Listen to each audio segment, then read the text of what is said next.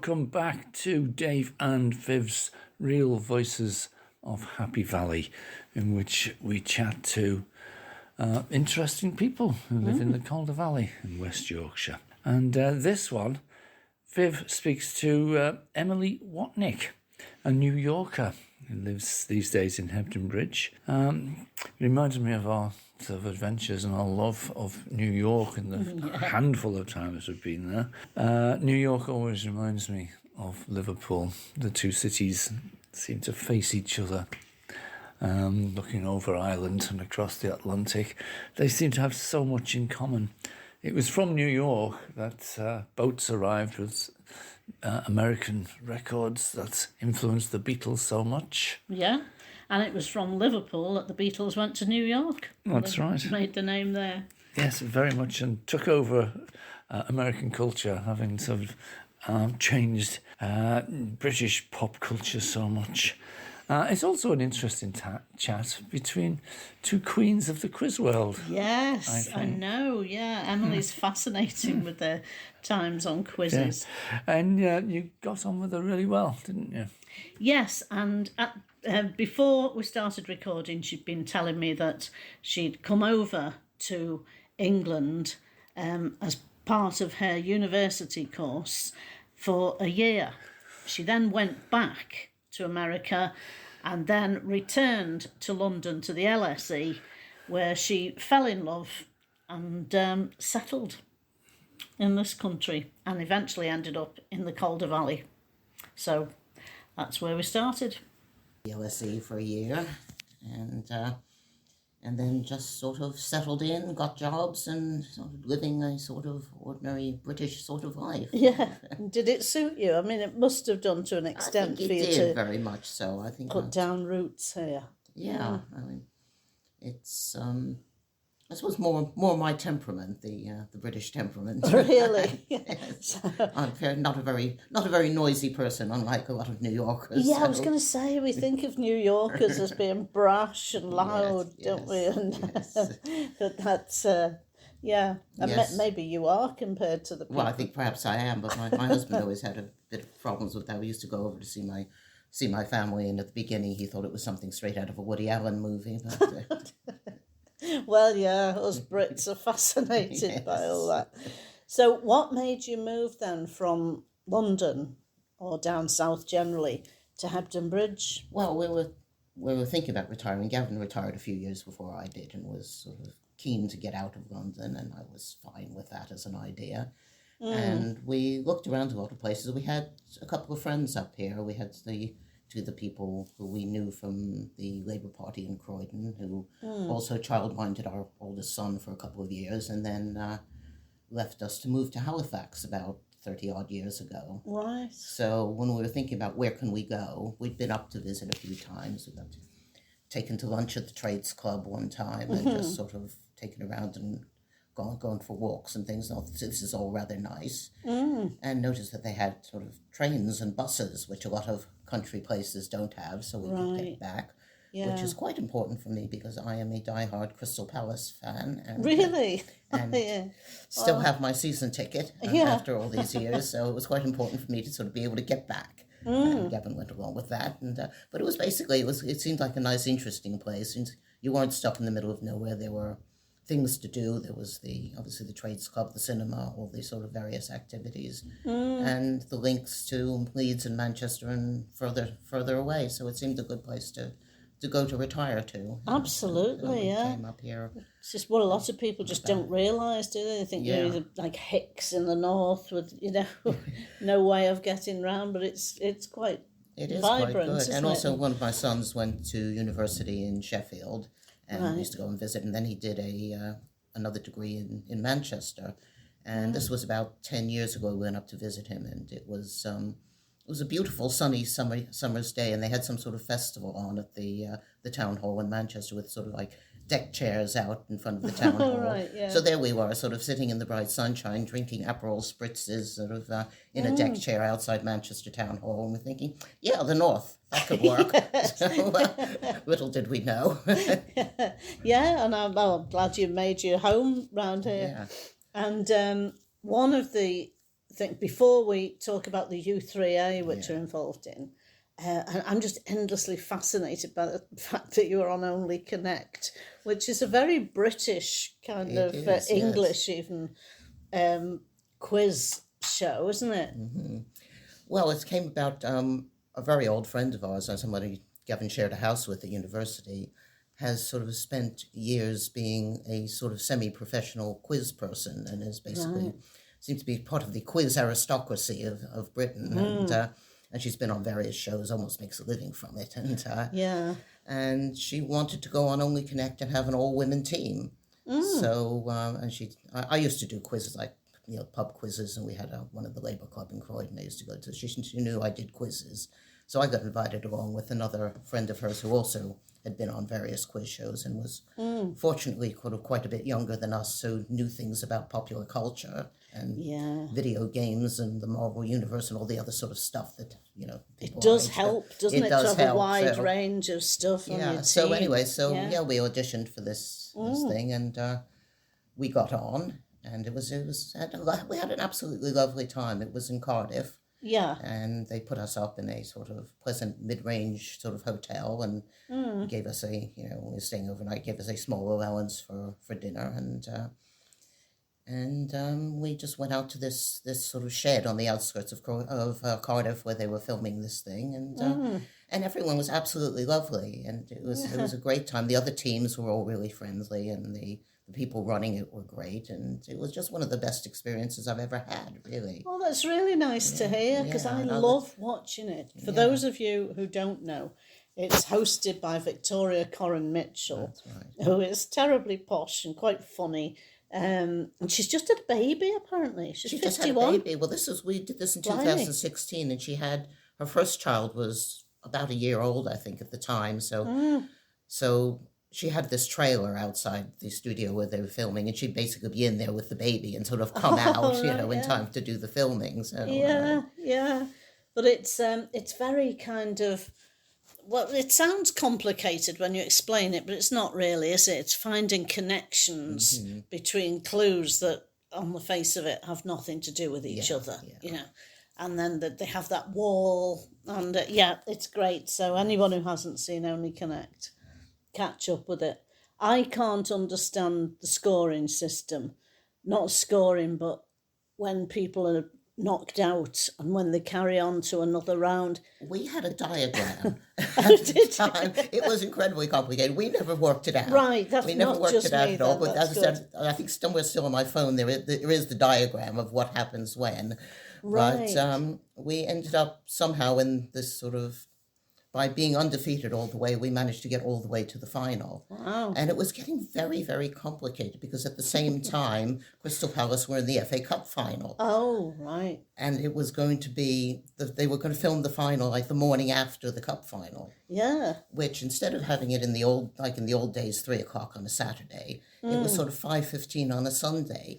Right. And I had to make sort of, I think I became their most awkward contestant ever in terms of, can I please sort of film a day later? And and I really need to go to this. They're my team. So, I mean, we lost, obviously, because that's what we do. But that's not the point. But yes, there was all this going on at the same time. And we had, there was one point we had visitors coming up for the weekend, and we had tickets to go to the theatre in Leeds and all sorts of things, and I have to keep saying, no, we're still in it. Yeah. Sorry, can't come home yet. Oh dear, we seem to be in the final. So did they accommodate all your strange requests? Yes, they did in the end, yes. That's marvellous. Which was rather nice, because usually if you do this sort of thing, your entire life has to stop for television. You're told when to turn up, and you turn up. So it was actually good that they were able to sort of be a little bit flexible. Well, it sort of boosts my confidence in them in a way, because I sort of think they're a bit different from the normal television, like factory process people through and out the other side. Yeah, well, it is very much like that. Well, you've been on a... I've been on the Chase. Oh God, yes. Yes, because I auditioned for that recently, and it did very much seem like the factory. But, yeah, it is. I mean, they film, I think 5 episodes a day or something, and And unfortunately, I'd been on the weakest link as well a long time before that, in 2001. And this bloke came in, and I thought, I know him. You know, he came in for the Chase sort of waiting room thing. So I know him. And he'd been on the weakest link with me. And I had to tell them, and so did he. And I said, does it really matter? It was like 15, 16 years ago, whatever. And I said, oh no, there'll be people watching who recognise both of you and think that you've been in touch the whole time. Oh, right. You know, so, okay, fair enough. But so he had to go and come back another day. But luckily he lived in London where it was being filmed. So, you know, it wasn't too much for him. But yeah. As I said, I auditioned for that, but haven't heard anything more. But well, actually, I didn't for 2 years. Yeah, really, yeah. So maybe. Yeah, I'd forgotten about it. I just assumed I hadn't got on. It was at least 2 years later they rang up and started asking me general knowledge questions on the phone. All right. Who's this? Who are you? You know? And they said, "Oh, sorry, you know, it's the Chase." And yeah, so don't give up. No, but we'd actually been on years ago, about 15 years ago. We'd been on Eggheads. Oh, really? Wow. Not with the same people I did only connect with, so with some other friends. We came very close to winning, but we didn't. And I think we got quite a complicated question at the end, and the other team and the Eggheads got quite a simple one, which we would have known. But they did say we were one of the better teams they played against. Oh, well, that's... But then 2 years later, our older son went on with a bunch of his school friends, and he actually won. Oh, wow. They won £9,000 to split between them, which, you know, given they were all students at the time, yeah, it's they probably not to needed be the money more than we sniffed did. at. Yeah. So yeah. Wow. but we were sort of, you know, a bit taken aback because we thought, you're young, you don't know anything, do you? So did they prove you wrong? Yes, he did. And he, obviously, because they'd won the money, they had to be very, very quiet about it, because apparently if you do win and then you tell people before it goes out, they can take the money away. Oh, can they? Yeah. Oh. Yeah. So they phoned up, they were all excited to say they won, just sort of swore us to silence. Wow. Well, I've never won any money. As I say, I've been on those two game shows, but I've never won money out of the weakest link. I got as far as I could get without winning money. Oh, dear. I got to the head-to-head thing. And, and the Chaser didn't win anything, so that wasn't really an issue. But no, I've never won anything except for, well, we do win the pot at the Fox and Goose every once in a while. Oh, right, yeah, So, to do the quiz there. Yeah. Yes, I did a quiz at the Walsden Cricket Club recently. I've got friends who go there, and it was for the Dementia Society. And our team won. And we won 50 quid. And I wasn't used to that. You know, I was used to like a free pint or something, you know. Oh, but anyway, enough of reminiscing of quizzes, although I do love it, you know, to talk some more later. So what sort of work have you done since moving from New York to England? I just sort of basically started applying for all sorts of graduate-y sort of jobs and ended up starting off with British Telecom, and I sort of was in one of their finance departments and doing internal audit, and didn't really get on with the corporate thing, and the internal audit thing was a bit weird because you sort of went around sort of as your 22-year-old or whatever talking to people who had been doing the job for 30 years and telling them what they could do better, which sort of was a bit off-putting for me. So. Yeah, for everyone. But anyway, concerned. so I sort of gave that, and then basically after that I've been doing finance for charities and non-profit organisations ever since. I worked for a housing association, worked for a homeless project in Croydon, and then the last 11 years I was working for the Society for the Protection of Ancient Buildings in London. Oh, wow. I mean, they're all really interesting things in themselves, aren't they? You think of accountancy and exactly. I mean, the thing is, if you do sort of something like accountancy, you can go work anywhere. Yeah. So you do get to know sort of interesting things and interesting people. And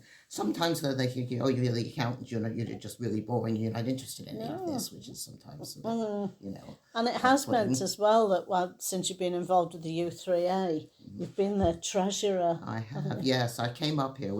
I sort of gave up my job. We moved up here.